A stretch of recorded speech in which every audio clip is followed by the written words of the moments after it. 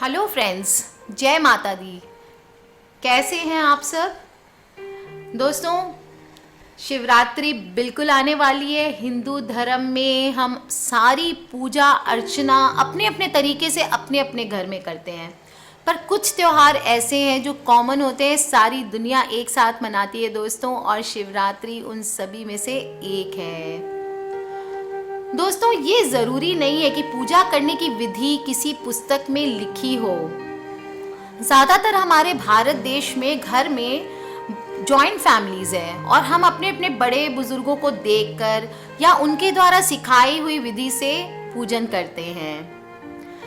हमारे धर्म में दोस्तों भगवान शंकर की पूजा का विशेष रूप से बहुत महत्व है, और कहा जाता है कि भगवान शंकर ही ऐसे भगवान हैं जो अपने भक्त को ज़्यादा इंतज़ार नहीं कराते दोस्तों। भोले भंडारी हैं वो, और उनका अगर हम सच्चे मन से थोड़ी सी भी तपस्या करें तो वो प्रसन्न हो जाते हैं। दोस्तों, भगवान शंकर अत्यंत सरल स्वभाव के देवता माने गए हैं, और उनको बहुत ही सरल तरीके से हम प्रसन्न कर सकते हैं दोस्तों। महाशिवरात्रि पर्व पर शंकर भगवान को प्रसन्न करने के लिए भक्तजन अलग अलग तरीके के उपाय करते हैं, लेकिन हर उपाय साधारण जो भी आम मनुष्य है उनके लिए सरल नहीं होते दोस्तों। हमारे लिए जिनको पूजा पाठ आती है वो बहुत फटाफट कर लेंगे, पर जो हर आदमी जो न्यू है, जो नहीं जानता है, जिनके घर में आजकल न्यूक्लियर फैमिलीज का जोर बढ़ गया है, वहाँ पे लोगों को पता नहीं है, वहाँ के लिए डिटेल वाइज बताना बहुत ज़रूरी है, क्या विधि है, कैसे पूजन करें। तो दोस्तों, महाशिवरात्रि पर बहुत ही इजी वे बताने जा रही हूँ कैसे करें पूजा ताकि वो आपके लिए फलदायी हो। दोस्तों, घर में सबसे पहले भगवान शंकर की पूजा के समय शुद्ध आसन पर बैठकर पहले आचमन करें। आचमन मीन्स हाथ में जल लेके अपने शरीर पे छिड़कें और फिर थोड़ा सा जल अंदर ग्रहण कर लें। अगर आप जनेऊ पहनते हैं दोस्तों तो जनेऊ धारण करके अपने शरीर को शुद्ध करें। उसके बाद आसन की शुद्धि करें। शुद्धि मतलब थोड़ा थोड़ा जल छीट के मन में भाव कर ले पवित्रता का। पूजन सामग्री जो भी आपने रखी है दोस्तों उसको अपनी जगह पे रख के एक पहले भगवान शंकर को विराजमान कर लें, और उसके बाद जो दीप है उसको प्रज्वलित कर लें। इसके बाद दोस्तों हमें स्वस्ति पाठ करना है। स्वस्ति पाठ क्या है दोस्तों? स्वस्ति न इंद्रो वृद्धश्रवाहा, स्वस्ति न पूषा विश्ववेदा, स्वस्ति नस्तारक्षयो अरिष्टनेमि, स्वस्ति नो बृहस्पतिर देवता दधातु। ये बोलना है दोस्तों आपको। इसके बाद पूजन का संकल्प कर भगवान गणेश एवं गौरी माता पार्वती माता का स्मरण करके पूजा आरंभ करनी है। दोस्तों, यदि आप रुद्राभिषेक, लघु रुद्र, महारुद्र आदि विशेष पूजन अनुष्ठान करवा रहे हैं तो नवग्रह कलश षोडश मातृका का भी आपको पूजन करना है। संकल्प करते हुए भगवान गणेश व माता पार्वती का पूजन करना है। फिर नंदीश्वर, वीरभद्र, कार्तिकेय। दोस्तों ध्यान रखें, स्त्रियां कार्तिकेय का पूजन नहीं करती है, एवं सर्प यानी नाग देवता का संक्षिप्त पूजन करना चाहिए। संक्षिप्त पूजन मतलब आप टीका चावल कर दें, थोड़ा सा चंदन लगा दें, अक्षत लगा दें, स्नान करा के दूध और जल से स्नान करा सकते, पंचामृत स्नान भी करा सकते दोस्तों, मधु वगैरह से भी स्नान करा सकते हैं। जितना आपके बस में हो, जितना आपके पास टाइम हो, उस हिसाब से आपको पूजन करना है दोस्तों। इसके बाद आपको हाथ में बेलपत्र और अक्षत यानी साबुत चावल लेने हैं और भगवान शंकर का ध्यान करना है। भगवान शंकर का ध्यान करने के बाद आसन, आचमन, स्नान, दही स्नान, फिर घी स्नान, फिर शहद स्नान, फिर शक्कर स्नान, ये कराना है आपको। इसके बाद भगवान को एक साथ पंचामृत मिला के पंचामृत स्नान कराएं। फिर सुगंध स्नान कराएं। सुगंध स्नान अर्थात इत्र लेके थोड़ा सा रुई में उससे स्नान कराएं, फिर शुद्ध स्नान कराना है। अब भगवान शंकर को वस्त्र चढ़ाएं। दोस्तों ध्यान रखें, एक तो कलावा होता है रेड कलर वाला, वो वस्त्र में हम यूज करते हैं, पर भगवान शंकर को हम जनेऊ चढ़ाते हैं।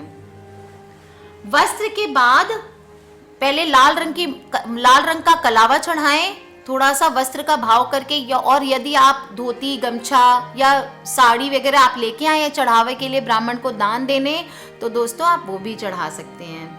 वस्त्र चढ़ाने के बाद आपको जनेऊ चढ़ाना है, फिर सुगंध, इत्र, अक्षत, फूल माला, बेलपत्र ये सब चढ़ा दें। आग का फूल भगवान शंकर को विशेष रूप से चढ़ाया जाता है। दोस्तों सीजन है अभी, बहुत सारी आग फूल की माला इजीली मिल जाएगी आपको। अगर आग फूल ना मिले तो आप ब्लू कलर का एक फूल आता है वो भी चढ़ा सकते हैं भगवान शंकर को, और वो भी ना हो तो कोई भी वाइट कलर का फूल चढ़ा दें। अब भगवान शिव को अलग अलग प्रकार के फल चढ़ाएं। 5 फल हो सके तो 5 फल चढ़ाएं, वरना केला, बेर जो आप चाहें वो चढ़ा सकते हैं दोस्तों। इसके बाद धूप दीप करके आरती करें। दोस्तों रुद्राभिषेक के जो अलग अलग प्रकार के पूजन होते हैं उनके मैं आपको लाभ बताती हूँ। जल से अभिषेक करने पर घर में वर्षा होती है। असाध्य रोग, कोई घर में बीमार हो, उस रोग को शांत करने के लिए कुशोदक से अभिषेक करना है। भवन वाहन, अगर आपको घर और गाड़ी के लिए गाड़ी की इच्छा है दोस्तों, तो उसके लिए दही से अभिषेक करें। लक्ष्मी प्राप्ति के लिए गन्ने के रस से अभिषेक करें। धन वृद्धि के लिए शहद एवं घी से अभिषेक करें। और तीर्थ के जल या गंगोत्री, जमुनोत्री, कोई भी तीर्थ स्थान का जल, उससे अभिषेक करने पर मोक्ष की प्राप्ति होती है। इत्र मिले जल से अभिषेक करने से बीमारियां नष्ट होती है दोस्तों। और अगर पुत्र प्राप्ति या संतान प्राप्ति के लिए करना है तो दूध से अभिषेक करें। अगर संतान मृत पैदा होती है तो गौ के दूध से, गौ माता के दूध से रुद्राभिषेक करें दोस्तों। और योग्य और विद्वान संतान की प्राप्ति के लिए भी रुद्राभिषेक बहुत ही महत्वपूर्ण है। ज्वर की शांति हेतु शीतल गंगा जल से या शीतल जल ले लें, उससे रुद्राभिषेक करें। सहस्त्र नाम मंत्र का उच्चारण करते हुए घी की धारा से रुद्राभिषेक करने पर वंश वृद्धि होती है। प्रमेह रोग किसी को अगर है तो उससे भी दूध से अगर आप अभिषेक करें दोस्तों तो प्रमेह रोग की शांति होती है। और शक्कर मिले हुए दूध से अभिषेक करने पे जड़ बुद्धि वाला यानी बेवकूफ बुद्धि वाला भी विद्वान हो जाता है। सरसों के तेल से रुद्राभिषेक करने पर शत्रु पराजित होता है। और शहद से अभिषेक करने पे एस्थमा या तपेदिक की बीमारी किसी को हो वो दूर हो जाती है दोस्तों। जो पातक हैं, पातक को नष्ट करने की कामना होने पे शहद से रुद्राभिषेक करना है दोस्तों। और दूध से तथा शुद्ध घी के द्वारा अभिषेक करने से आरोग्य की प्राप्ति होती है दोस्तों। पुत्र की कामना व्यक्त करने वाले व्यक्ति शक्कर से अगर अभिषेक करें तो पुत्र की प्राप्ति होती है दोस्तों। ऐसे तो हम अभिषेक साधारण रूप से जल से ही करते हैं, परंतु विशेष अवसर जैसे शिवरात्रि, सोमवार, प्रदोष आदि के पर्व के दिन अगर हम गौ दूध या अन्य दूध मिलाकर या केवल दूध से अभिषेक करें तो बहुत ही हमारे लिए मोक्ष की प्राप्ति होती है। हमारे सारे कष्ट क्लेश जीवन में दूर हो जाते हैं। विशेष पूजा में दूध, दही, घी, शहद और चीनी से अलग अलग या फिर सब मिला के आप पंचामृत से भी अभिषेक कर सकते हैं दोस्तों। तंत्रों में रोग निवारण हेतु ये जो मैंने अलग अलग वस्तु 5 वस्तु पंचामृत की वस्तु बताई है, इससे अभिषेक करने का विधान है। तो दोस्तों इस बार आपको शिवरात्रि पे घर पे बड़ा आसान सा है उपाय। आपको अभिषेक करना है दोस्तों। सब करने के बाद आपको क्षमा याचना करनी है।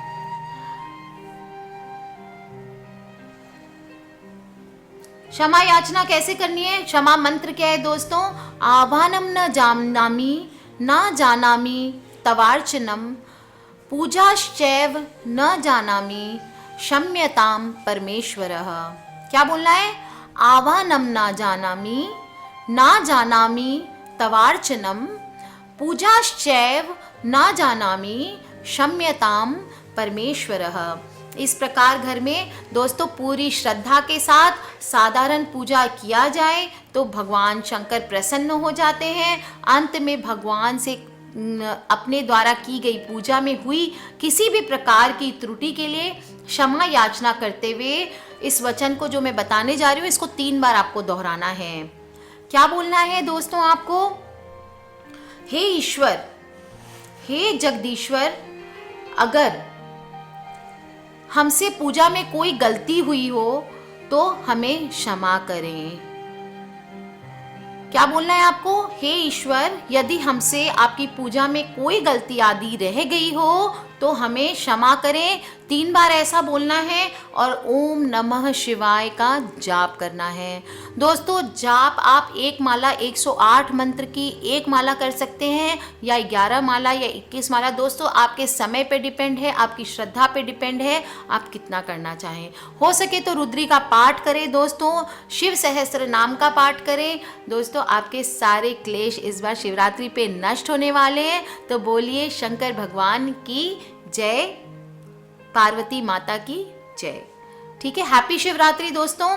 कोई भी क्वेश्चन हो वीडियो के नीचे लिख के पूछ सकते हैं, मुझे ईमेल कर सकते हैं। मेरी ईमेल आईडी है brijnari@gmail.com। आज के लिए बस इतना ही दोस्तों। मुस्कुराते रहिए, खिलखिलाते रहिए, शिवरात्रि की तैयारियां करके लग जाइए पूजन में। हैप्पी शिवरात्रि दोस्तों। भगवान शंकर आपकी सारी दुविधाओं को नष्ट करे। Take care friends, love you all.